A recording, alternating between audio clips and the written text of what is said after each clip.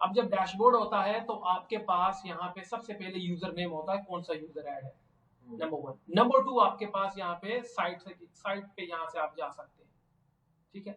अच्छा, उसके बाद यहाँ पे आता है डैशबोर्ड। डैशबोर्ड में आपके पास होम है और अपडेट्स है, ठीक है। जो भी अपडेट्स आपके सिस्टम में, आपके लैपटॉप वर्डप्रेस के अकॉर्डिंग है, वो यहाँ पे शो होती है, ठीक है, कि इस वक्त इसका कौन सा वो करंट वर्जन कौन सा चल रहा है, ठीक है, वर्डप्रेस कौन सा इंस्टॉल्ड हुआ है, प्लगइन अभी तक है, थीम कौन से हैं, ठीक है ये। फिर आते हैं पोस्ट। पोस्ट से सिंपल मुराद है ब्लॉग। अभी तक इसमें कोई भी ब्लॉग नहीं है, ये एक लगा हुआ है।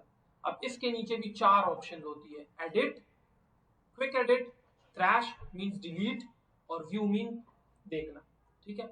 अगर आपने कोई पोस्ट ऐड करना है तो यहाँ से आप पोस्ट ऐड कर सकते हैं, जो बाद में हम पढ़ेंगे। फिर यहाँ पे आता है कैटेगरीज। अब कैटेगरीज क्या है, जैसे फॉर एग्जांपल आप ब्लॉग बनाते हैं, आप कहते हैं कुछ मैं शूज की कैटेगरी बनाता हूँ, कुछ मैं बनाता हूँ लाइक टेक्नोलॉजी की कैटेगरी बनाता हूँ, तो आप कैटेगरी बनाओगे यहाँ पे, और जैसे मैं बनाता हूँ टेक्नोलॉजी, और इसको मैं कॉपी करके नीचे भी रख देता हूँ, ठीक है, पेस्ट, और इसको ऐड कैटेगरी, तो ये यहाँ पे आ जाएगी, यहाँ पे आ गई टेक्नो। अब इसमें कितने पोस्ट लगे हुए हैं, फिलहाल 0 पोस्ट है, यहाँ से काउंट आपको दिख जाएगा कि कितने काउंट, ठीक है। तो दिस इज पोस्ट में आपके पास एड पोस्ट और कैटेगरी, ये ऑप्शन आपके पास अवेलेबल है। फिर मीडिया में जो है बेसिकली जो इमेजेस आप अपलोड करते हैं वो आ जाते हैं, ठीक है, कि जो इमेजेस आप यहाँ पे अपलोड करोगे वो यहाँ पे है। अभी तक कोई इमेजेस नहीं है। फिर है पेजेस।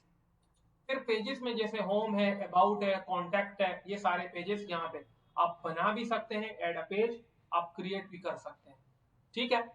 फिर आता है कमेंट्स। कमेंट्स पहले यूज होता था, अब हमने बंद करने, किसी का कमेंट अलाउ नहीं करना, ठीक है। फिर ये एलिमेंटर और टेम्पलेट्स, तो इसको।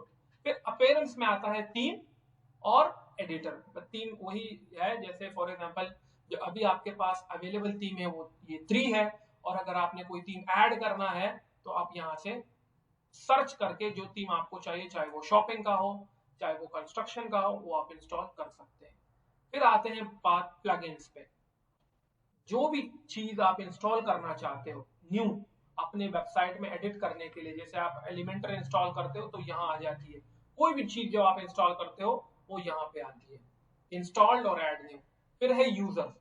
लेट्स सपोज आप अपने किसी भी एम्प्लॉय को एक्सेस देना चाहते हो, तो आप एड यूजर्स पे क्लिक करोगे और यहाँ पे यूजर नेम और पासवर्ड डाल दोगे, यूजर नेम, ईमेल, यहाँ पे पासवर्ड, और यहाँ पे लेवल ऑफ रोल, कौन सा रोल उसको देना चाहते हैं, editor administrator is the top role, वो रोल दिया, ऐड यूजर किया, और वो हो गया। अच्छा, फिर अगली आपके पास है प्रोफाइल्स, जो भी प्रोफाइल्स वगैरह होती है, ठीक है। देन है टूल्स। टूल्स में फिर आपकी वेबसाइट का हेल्थ है, आपके पास इंपोर्ट एक्सपोर्ट है, जो हम आगे आप जाके पढ़ेंगे। फिर सेटिंग्स, वही जर्नल वगैरह नॉर्मल सेटिंग है, इसको भी हम डिटेल से जब पेजेस बनाएंगे।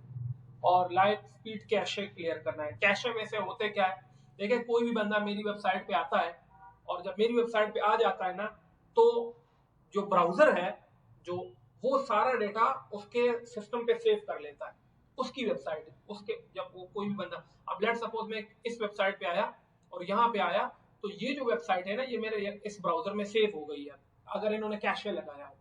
तो कल को मैं दोबारा इस वेबसाइट पे आता हूँ और सिस्टम स्लो होने की वजह से या कम होने की वजह से वो हिस्सा गूगल रिवर्स करके मुझे डायरेक्ट दिखा देगा, भाई आप यही सर्च कर रहे थे। द रीजन ये क्यों होता है, क्योंकि सम टाइम ये वेबसाइट्स हमेशा चाहती है कि भाई कस्टमर को आधी इंफॉर्मेशन ना मिले, जब वो सर्च करे तो अगर वो पहली बार सर्च करके आया हो तो उसको तो खैर लोड हो, लेकिन वो दूसरी तीसरी चौथी बार आ रहा हो तो वो तो वही डेटा है, हमारा डेटा तो चेंज हो नहीं रहा, एज अ बिजनेस है, और हम तो अपने डेटा को नहीं चेंज कर रहे, तो उसके ब्राउजर में डेटा सेव हो और वो वही डेटा रिकॉल करके उसके सामने खुल जाए, तो जो वो सर्च करना चाहता है वो उसको खुल जाए।